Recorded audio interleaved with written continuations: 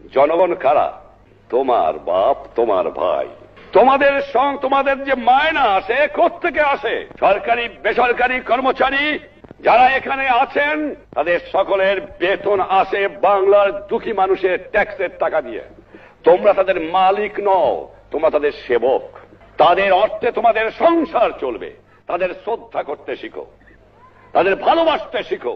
নিশ্চয়ই যেখানে অন্যায় হবে সেখানে দমন করবা, কিন্তু নিরপরাধ লোকের উপর যেন অন্যায় না হয় এদিকে খেয়াল রেখো।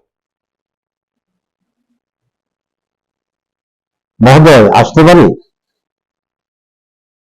চাই ভিতরে এসে বলি। কি বলবেন?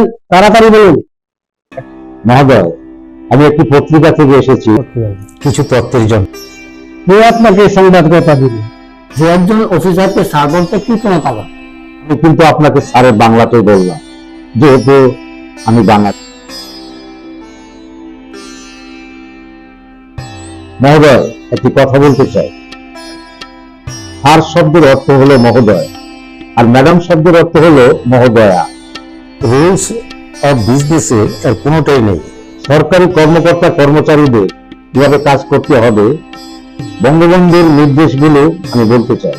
জাতির পিতার নির্দেশনা ছিল, যারা তথ্য নিতে আসেন বা সেবা নিতে আসেন তারা ভাইয়ের মতো, বাবার মতো, আত্মীয়ের মতো তাদের দিকে তাকাও। সেবা নিতে আসে জনগণ, জনগণের টাকায় তোমাদের বেতন হয়।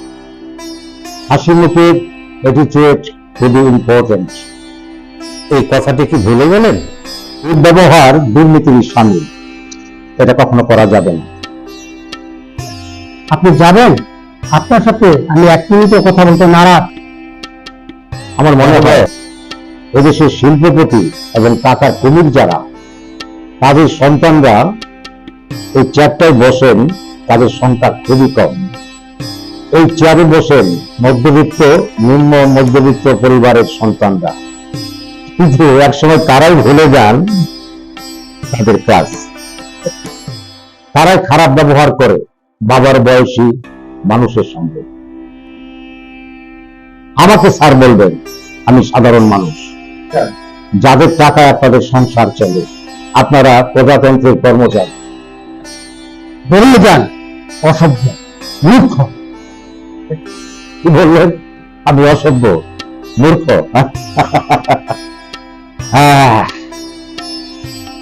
জাতির পিতা তোমার দেওয়া কথাগুলো এরা ভুলে গেছে, হে উপরওয়ালা, এদের জ্ঞানের কমতি রয়েছে, এদেরকে জ্ঞান দিন, দয়া করুন।